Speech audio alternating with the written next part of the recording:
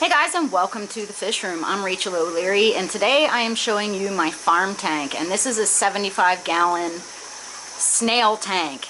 And you may think that that is crazy, but I do it for a few reasons. One, these mystery snails, which were my first love in the hobby, are sort of the plecos of the invert world. They produce a lot of waste, but also they breed really prolifically, and by starting them out in a larger tank, I can fit more of them.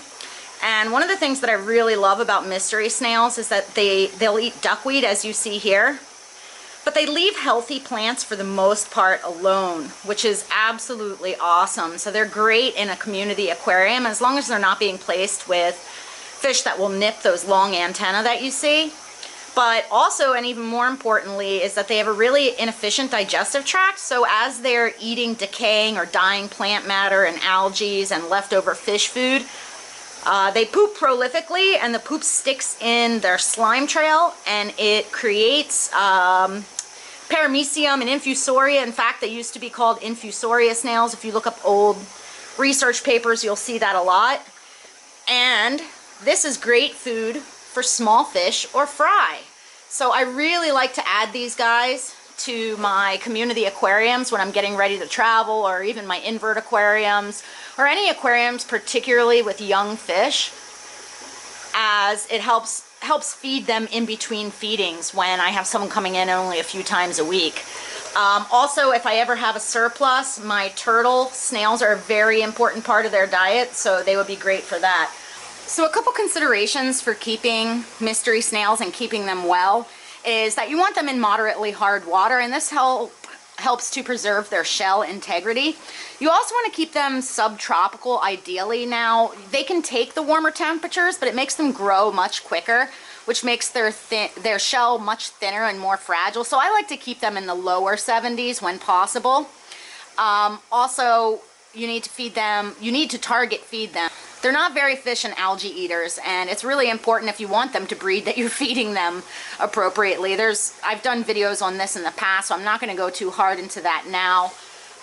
They are a sexually specific snail, meaning there's a male and a female, so both are required in order for them to breed, although the females can store sperm for several months in order to continue to produce viable clutches even when on their own. So if you want a singular snail that is sexually specific, these are great. And if you buy them underneath about quarter size, it's most likely that they're not going to be fertilized. So really cool snails, but you can see how fine their antennae are. So it's important to not keep them with fish that are going to nip them, because it prevents them from feeding adequately and behaving adequately.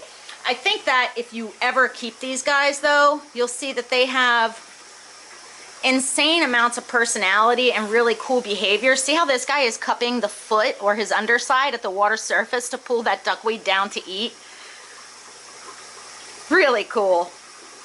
They also can release trapped air to parasnail from the top to the bottom of the aquarium, which I find really fascinating. And again, this is an aquarium that I use just for my farmed plants, meaning these are all extra plants that I have laying around the fish room to use for future projects, or that I have no particular plans for at the moment. And this tank's just really been sitting here with some of my Neocaridina calls, or the shrimp that don't have particularly good coloration, but I don't have anything else to do with. So I figured utilizing it as a snail breeding tank was a pretty smart thing to do. I do plan to add some of these mystery snails in with my goldfish at some point, and into a bunch of my community aquariums as mentioned. Now, I have done species spotlights on these guys that I can link you to, as well as breeding and how to hatch and incubate eggs. So I certainly have a bunch of information about them, but I find they're just super fun to keep, so I wanted to work with them again, and I'm excited to share that adventure with you guys. As always, thanks for the continued support. I hope everyone is staying safe and healthy, and I'll see you in the next video.